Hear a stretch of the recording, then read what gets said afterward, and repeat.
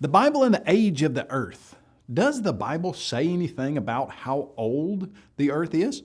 It certainly would have been nice if there was a verse in the Bible that said something to the effect of, when Jesus was born, the earth was exactly 4,134 years old. Well, obviously, there's not a statement like that in the Bible.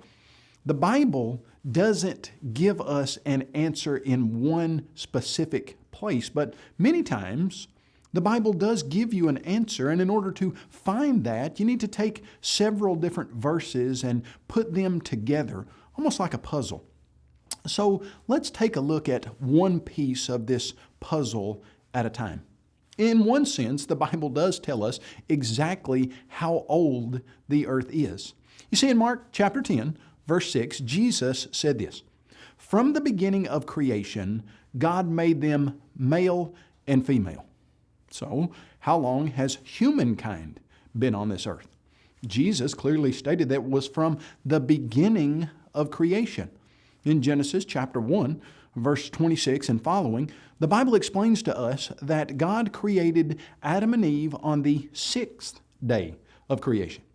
And so we have man on the earth from the beginning of creation. But what does it matter if mankind was formed on day 6? We see in Exodus chapter 20, verse 11, the Bible says that for in 6 days the Lord made the heaven, the earth, the sea, and all that is in them, and He rested on the 7th day. Quite simply, that piece of information, combined with the information from Genesis 1 and Mark 10:6, tells us that the earth is exactly, drum roll, wait for it, 5 days older than humanity. But that doesn't really get us where we want to go, does it? We need to know some more information. So, in order to determine a better figure for the age of the earth, then we simply just have to determine how long man has been here. That's not as hard as it sounds. In fact, speaking in rough figures, from us to the time of Jesus, how long has it been?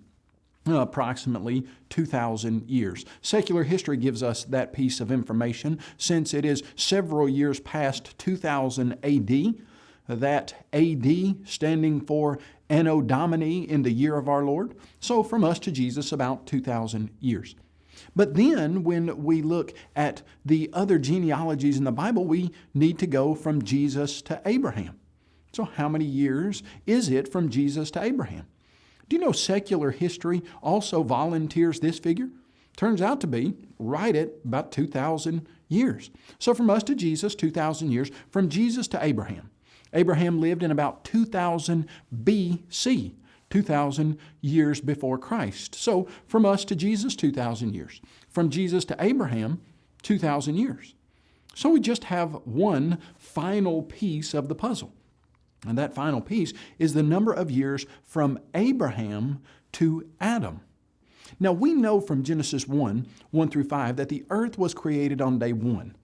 We know from Paul's statement in 1 Corinthians 15:45 that Adam was the first man.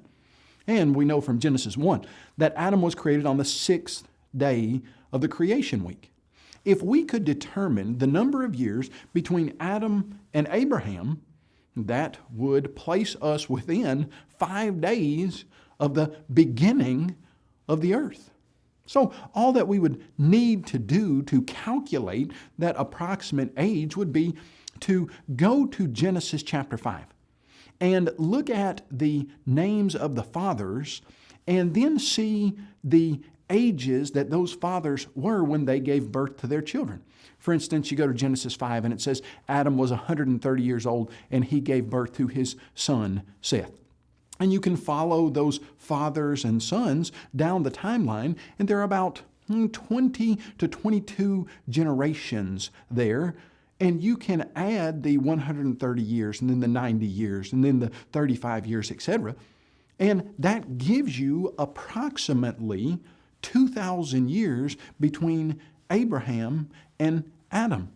You see, when you look at those 2,000 years from Abraham to Adam, you can't get that from secular history, but you can get that from looking at the genealogies that are found there in Genesis chapter 5. The reason you can't get it from secular history is because of Noah's flood. Noah's flood most likely would have destroyed all records of human history and genealogy that weren't preserved on the ark or weren't preserved in a divine fashion through inspiration. When we go to Luke chapter 3, we find a list of 55 generations from Jesus to Abraham. And those 55 generations give us about 2,000 years. In that same chapter, Luke documents that there were 20 generations between Abraham and Adam. Well, so how is it that 55 generations would give us 2,000 years, but then only 20 generations would give us 2,000 years? And the simple answer to that is that those 20 generations are of men who lived to be excessively old in our standards. Methuselah being 969 and Adam living over 930 years.